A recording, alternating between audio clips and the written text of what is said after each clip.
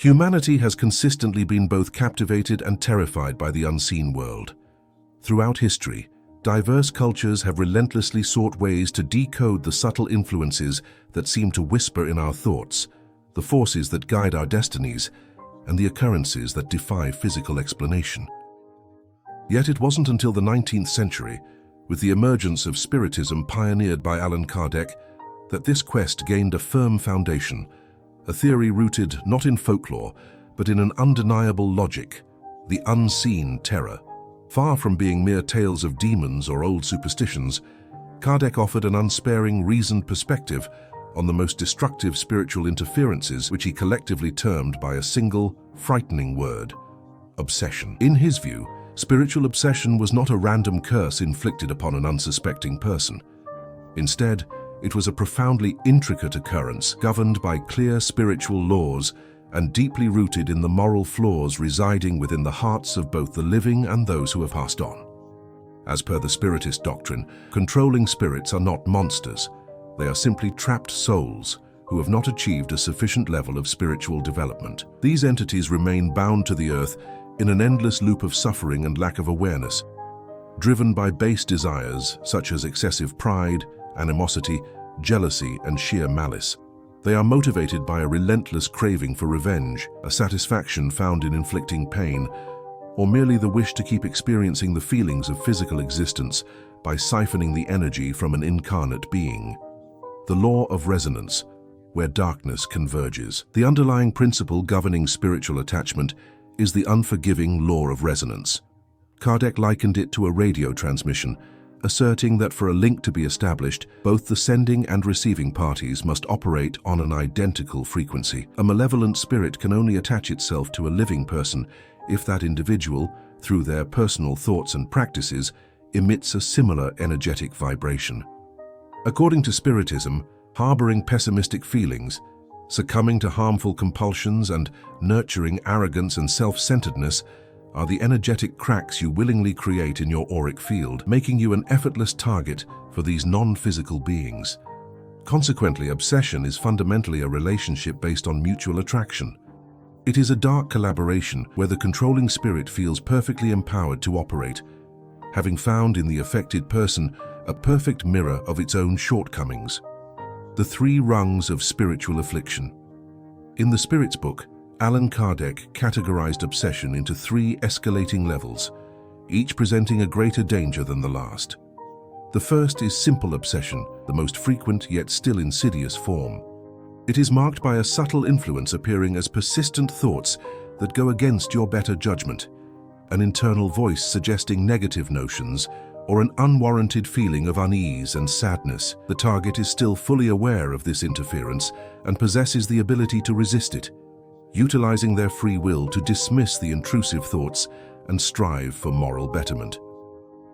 The controlling entity operates almost undetected, but its sole aim remains consistent: to shatter the individual's inner peace. Next is fascination, a phase considered far more hazardous and deceptive. In this state, the influencing spirit completely clouds the person's discernment. It leads the individual to believe preposterous notions, makes them perceive their personal defects as strengths, and renders them deaf to any sound advice or constructive criticism.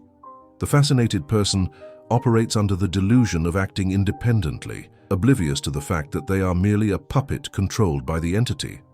Kardec deemed this condition more perilous than subjugation, as the victim is blinded to reality, and their own inflated ego becomes the primary mechanism the spirit uses to maintain command. The pride of the fascinated prevents them from admitting their situation, making any attempt at assistance nearly futile. Finally, there is subjugation. This represents the most severe and painful stage of spiritual control, where the spirit manages to entirely overpower the individual's free will, dominating their physical movements and conduct. Subjugation can be moral, prompting irrational behavior or the commission of acts one would never willingly choose, such as obsessive habits or self-harming tendencies. Alternatively, it can be corporal, occurring when the entity seizes command of the person's motor functions and even their voice, resulting in seizures, uncontrollable twitching, or vocalizations uttered against their conscious desire. This represents the peak of physical and psychological distress, where the individual loses all sense of self-control. The toll of past lives. In Kardec's understanding, the root cause of obsession is none other than unhealed wounds from previous lifetimes, stemming from animosity and hatred carried over from former existences. Often, the obsessive spirit was the victim of the currently affected person in a past life and is now seeking ruthless retribution. In other situations, the attachment arises from a shared inclination towards certain harmful habits or vices. For instance, a spirit who struggled with alcoholism while alive might connect with a living alcoholic to feed on their energy and re-experience sensations they can no longer feel, the gateway you open. It is vital to grasp that, for Kardec, the individual is never a passive target. While the spirit's influence is undeniably potent and damaging, the authorization for this interference originates within the person themselves. Responsibility lies in their own moral shortcomings. Nurturing conceit, self-admiration, bitterness and spite is equivalent to unlocking your front door for an adversary. Therefore, the individual must seize complete control of their ethical and spiritual existence to permanently seal this opening. Inner reform, which involves dedicated effort to better oneself, confront one's own faults and foster good qualities, is the sole key to freedom. According to Spiritist teachings, the remedy for obsession is not found in empty ceremonies, exorcisms, or mystical incantations. The path to healing is twofold and demands intense, challenging dedication. The first step is the treatment of the affected person. Above all, the individual must acknowledge their condition and commit to a moral transformation. Genuine prayer, the active practice of charity, and the study of spiritual principles are the only effective tools for raising one's vibrational state and reinforcing one's willpower. This is an internal undertaking, a struggle against one's own destructive habits and urges that originally drew the spirit into their life. The second part is the treatment of the obsessive spirit. Rather than confronting the entity with fear or hostility, Spiritism advocates for establishing brotherhood and providing spiritual enlightenment. Through the assistance of mediums, spiritual workers engage in a dialogue with the obsessive spirit, explaining their circumstances, revealing the futility of their desire for revenge, and pointing them toward the path of light. The goal is to awaken the spirit's sense of logic and capacity for love, motivating them to forsake negative actions and continue their own evolution. Allan Kardec's perspective on obsession serves as a direct call to personal accountability and self-improvement. The battle against these attached spirits is in essence a confrontation with our own inner darkness. True freedom does not originate externally, but through a journey of moral regeneration that makes us impervious to any low-frequency influence, raising our resonance to align with benevolent spirits. The abyss beckons. Do you frequently experience persistent aching in your neck, shoulders, and a debilitating exhaustion that seems completely unwarranted? It feels as though you are carrying a monumental weight on your back. If this describes your daily life, you need to prepare yourself.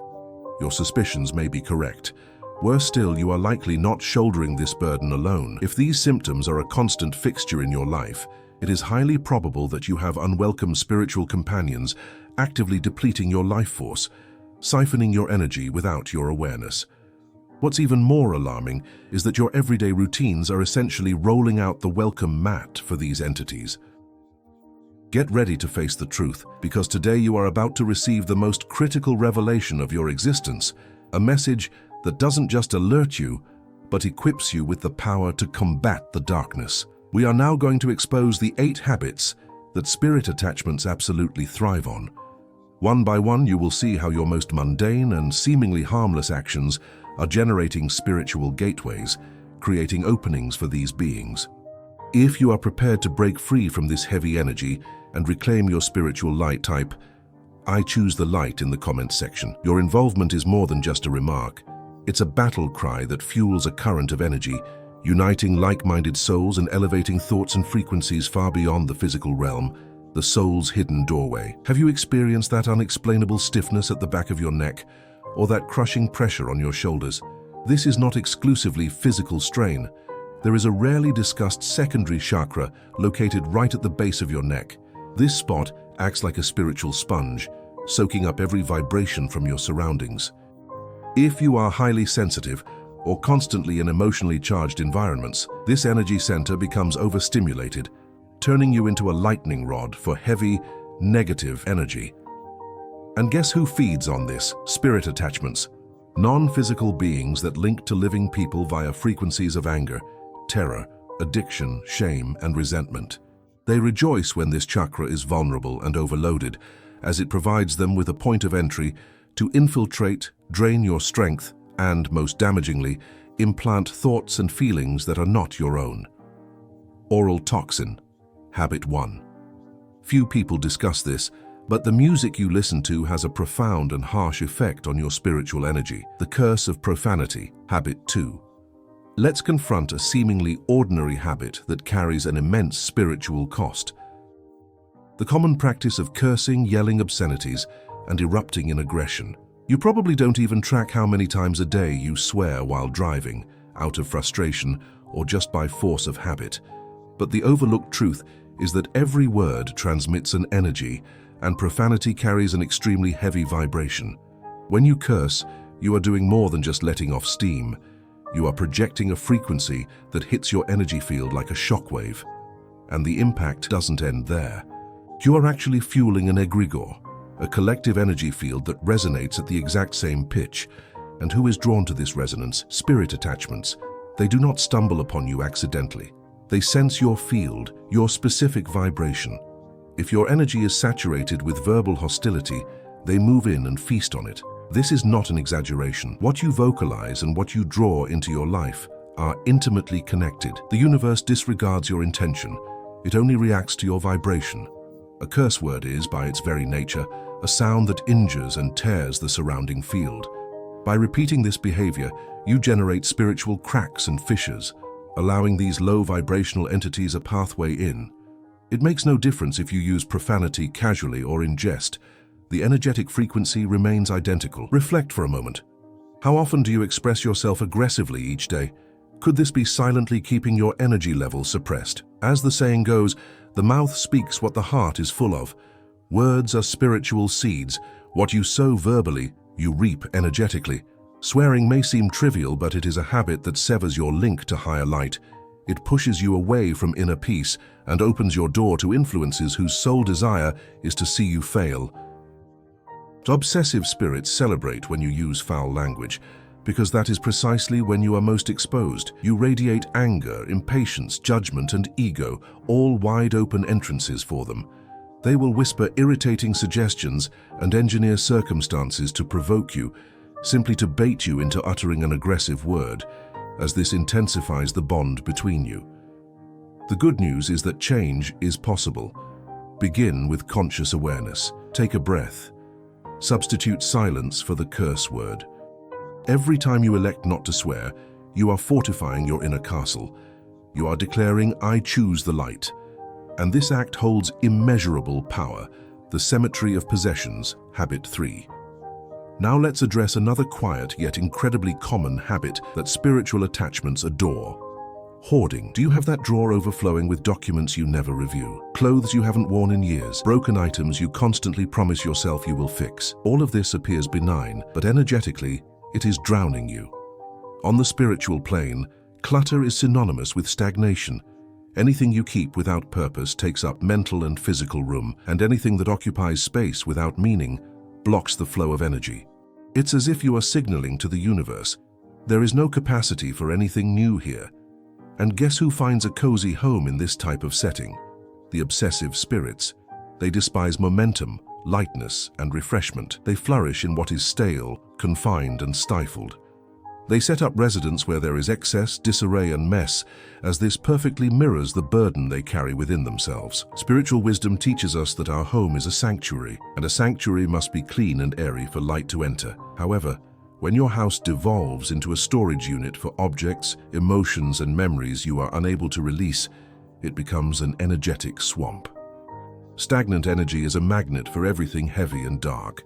Have you noticed how challenging it is to feel fully present and breathe in spaces overloaded with possessions? This is a palpable reality. Your dwelling communicates with the unseen realm. Spirit attachments recognize your inability to let go because the accumulation of physical items almost always reflects an accumulation of unaddressed emotions, fear of loss, attachment to yesterday, self-doubt. This combination creates a vibrational field that provides openings for those who prey on your vulnerabilities. The issue is not possessing a large quantity of things. It's holding on to what no longer serves a purpose or has lost its meaning. A garment reminding you of an ex-partner, keepsakes from a hard time, photographs infused with pain. Every unused object is an anchor, a story that resonates with lingering sadness, fear, and sorrow. This is precisely what cultivates the perfect habitat for obsessive entities. Therefore, if you wish to shift your energy, start with your living space. Release what no longer benefits you. When you consciously detach from the past, you send a clear signal to the universe. I am ready for what is next. And obsessive spirits cannot remain where freshness, lightness, and clarity exist. They retreat. The soul's toxin, habit 4. We must now discuss a sensitive but necessary subject, compulsions. We are not referring solely to illegal substances or alcohol. A compulsion is anything you repeat without restraint, even when you know it's detrimental. This could include cigarettes, excessive drinking, unchecked sexual behavior, constant social media use, overeating, compulsive shopping, or even repetitive emotional patterns like perpetual complaining and self-blame. The key point is that during moments of indulgence, your spiritual energy field is left undefended. Your conscious mind relinquishes command and your autopilot takes over. This unprotected state is precisely when obsessive spirits launch their attack. When you lose authority over your will, your energetic shield becomes weak, and these entities are experts at exploiting such weaknesses. They don't just enter, they keep you captive, implanting thoughts like, just one more, and every time you give in, the attachment is reinforced. This is why many individuals attempt to quit an addictive behavior but repeatedly fail. They mistakenly believe it's solely about willpower, overlooking the underlying spiritual interference. Spiritual teachings disclose that many disembodied spirits, who were also addicts during their lives, remain tethered to the physical plane, seeking to connect with living people who resonate at the same frequency. The attachment occurs due to the shared compulsion. The more you repeat the cycle, indulging, feeling guilt, promising to stop, and then returning to the habit, the more this spirit entity gains power. You are not to blame for the compulsion, but you are responsible for achieving your freedom from it. This process begins with self-awareness and continues with practical and spiritual action. You must fortify your energy, pray, seek vibrational cleansing, change your immediate environment, and above all, reconnect with your life's purpose. Every compulsion is a form of escape, and those who run are attempting to flee from themselves. The critical questions are, what inner voice are you trying to silence with this habit? And who are you allowing access to when you disconnect from yourself? Oral toxin, habit 5. Few people discuss this, but the music you listen to has a profound and harsh effect on your spiritual energy. Music is not merely entertainment, it is a vehicle for frequency. The kind of sound you consume has the power to either uplift you or dangerously deplete your strength. Have you truly considered what is entering your ears every single day? Songs featuring violent or overly sexualized lyrics, themes of betrayal, loathing, or agony carry a low, dense vibration. Even if the beat is upbeat, the lyrical content is directly impacting your energy field. And the result? It lowers your spiritual frequency and swings the doors wide open for heavier energies. Obsessive spirits connect based on shared affinity. If you listen to songs that amplify hatred, fear, aggression, or unrestrained desire, you begin to vibrate at that same level. The worst outcome is that after a while, the music no longer feels like an external influence. It begins to feel like you. You start adopting the thought patterns of the lyrics and replicating the emotional blueprints. This effect is subtle, yet concrete. Understand that your spirit is nourished by what you observe, hear, and think. Music is not just sound, it is vibrational sustenance. And depending on your choices, you could be spiritually consuming trash. Some songs appear harmless, but their constant emphasis on suffering, lack, and rage functions as a negative mantra, and obsessive spirits feed on that specific frequency. This does not mean you should cease listening to music entirely, but you must be discerning. Select music that uplifts, bringing calm, strength, optimism, and affection. Take the challenge. Spend one day listening only to high vibrational music. Notice how you feel and how much lighter your home seems. The transformation is undeniable. The soul's filth. Habit 6. Many people believe spirituality is confined to prayer or meditation, but they overlook the fact that your physical environment is a direct mirror of your energetic state. And obsessive spirits are attuned to this. They feel perfectly at ease in homes dominated by clutter, uncleanliness, piled up garbage, perpetually unmade beds, and dirty dishes. Why? Because where disorder and filth prevail, the vibrational frequency plummets. This acts like a neon sign advertising the presence of negative spiritual energies. It is as if the space itself is shouting, "No light here. Please come in." Have you ever sensed the heavy, oppressive feeling in certain locations? This isn't just a psychological impression. It's an accumulation of energetic residue. Remember, your residence is an extension of your soul. If you wake up and the first sight you encounter is chaos, your energy is already starting the day depleted. Where light cannot sustain itself, shadow moves closer. Obsessive spirits love this setting because the vibration of abandonment and carelessness is precisely what they need to stay attached. This isn't about living in a magazine-perfect home, it's about diligence. It is about honoring the space where your spirit finds rest. When you make your bed, you declare, "I respect my peace." When you clean your kitchen, you assert, "Order and warmth reside here." When you remove the trash, you state, "I refuse to keep anything stale trapped here." All of these actions have spiritual significance. A mindful deep clean can purify not just the floors, but the entire atmosphere of your house. The tongue's venom. Habit 7. You know the habit. Constantly criticizing everyone, pointing out flaws, speaking ill behind others' backs, and judging as if you possess complete insight. This is among the most widespread and spiritually hazardous behaviors. Gossip and slander appear harmless, but they drastically and deeply reduce your energy. When you speak negatively about someone, even mentally, you are aligning with judgment, division, and arrogance. This is the very frequency that obsessive spirits use to forge a connection. They relish it when you place yourself above others, because in that moment you radiate ego, pride, and conceit, effectively throwing open your energy field as an invitation.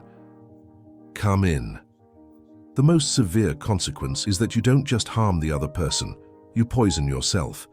The energy you project eventually returns to you. Whatever you send out remains within your own energetic boundary. Remember, every act of criticism is a mirror. When we judge others, we reveal what still requires healing within ourselves. Spiritually, the issue is more profound. You forge an energetic cord with that individual, and if that connection is charged with resentment, envy, or disdain, guess who is drawn closer? Obsessive spirits that feed on those very emotions. They establish themselves and begin to amplify these negative thoughts. The next time you feel the urge to criticize, pause and breathe. Ask yourself, will this uplift anyone? Will it heal anything? Will it bring light? If the answer is no, choose silence. In this context, silence is not inaction. It is profound protection. The cost of carelessness. It is crucial that you understand what occurs once these spiritual breaches have been opened. Spirit attachments invite physical illness. When your energy is continually siphoned away, your physical system breaks down. You experience unexplained fatigue, persistent aches, insomnia, anxiety, and a compromised immune system. It's as if your essential vitality is being stolen. The longer this destructive connection persists, the greater the likelihood of it escalating into a tangible physical ailment. They obstruct your prosperity. The energy associated with money and abundance is light and flowing, but with obsessive spirits attached to your field, your vibration drops, and with it, your power to attract wealth. Everything stalls, opportunities vanish, and debts accumulate. They flourish in environments marked by conflict. Homes where there is frequent shouting and arguments become a playground for these entities. The vibration produced by an argument is an energetic eruption that creates immediate spiritual portals. If your home has an oppressive atmosphere where no one can communicate without lashing out, it is highly probable that negative spiritual presences are already operating there. They incite conflict, not just between partners, but throughout the entire family unit. They fan the flames of misunderstandings and escalate minor issues into major crises. Have you ever wondered why an argument erupts seemingly out of nowhere, and words emerge from your mouth as if spoken by someone else? This may be direct influence. Their objective is to prevent you from living in tranquility, because in peace you become strong, while in pain and division you are rendered weak. We have reached the critical turning point. Having explored Allan Kardec's teachings, understood the mechanism of spiritual resonance, and exposed the daily habits that you unknowingly use as bait, there is no longer any room for ignorance. The truth is a direct and unsparing blow. The battle against spiritual darkness is not waged through complicated ceremonies or epic confrontations. It is fought within the most ordinary decisions of your daily life. Obsession, in all its manifestations, from the subtle and deceptive to the brutal act of subjugation, is not an arbitrary assault. It is a reaction, a direct reflection of your own inner condition. You are not a helpless victim. You are either an invitation, an unlocked doorway, or an impenetrable stronghold. The choice rests entirely with you, and the ramifications are concrete. Spiritual wisdom shouts a truth that most people would rather avoid. We are the architects of our personal energy. Every aggressive word, every pile of needless clutter, every consuming habit, every tune that degrades our vibration, and every judgment we cast upon another person are not mere isolated actions. They are seeds. Seeds that we deliberately plant in the soil of our soul. And it is precisely in the fertile ground of our emotional, mental, and physical disorder that the obsessive spirits discover the ideal environment to nourish themselves and grow stronger. They require no magical rituals to gain dominance over you. They simply need you to remain locked in a cycle of unawareness and self-neglect. Their whispers are not intended to persuade you to do anything extreme, but rather to keep you precisely where you are, trapped, motionless, and energetically drained. They incite you to curse while driving, to keep the clothing that reminds you of pain, to drown yourself in addictive behaviors, and to critique your neighbors, because each of these actions is a massive feast for them. And the most terrifying part is that you pay for this with your health, your abundance, and your peace of mind. The constant fatigue you feel is not purely physical. Your lack of funds is not simply bad luck. The arguments in your home are not mere misunderstandings. All of it is a stark reflection of your energy being bled dry and your personal frequency being overpowered. The silver lining, however, is that you possess the ability to fight back. Knowledge is your first and most powerful weapon. The realization that you are in control is your ultimate power source. Freedom will not come from an external rite or exorcism, but from an internal, comprehensive reform, an act of conscious defiance against your own inner shadows. The path to healing, as taught by Kardec, is a two-pronged process. It demands that you look inward and bravely confront your personal flaws, because the actual conflict is within. It is a struggle to strengthen your resolve, elevate your frequency, and seal the gaps you left unprotected. For the affected person, the path is direct and requires bravery. You must re-establish contact with your inner light. Sincere prayer, not as an empty ceremonial act, but as a genuine deep communication with your core self, is your direct link to higher forces. The practice of selfless charity, giving without the expectation of reward, is the sole method to cleanse your energy. And study, the acquisition of spiritual knowledge, serves as your shield, your armor, against the self-imposed ignorance that kept you confined. This is demanding work, a daily engagement against the lower impulses residing within you. But it is the one true path to liberation. And for the obsessive spirit, the answer is not hatred, it is love. Spiritism instructs us not to fight the entity with rage or fear, as this only nourishes its darkness. The correct response is spiritual education and brotherly dialogue, the act of revealing to that lost soul that a path of light and progress exists. It is a fundamentally distinct approach that disarms hate with compassion and demonstrates the ultimate futility of revenge.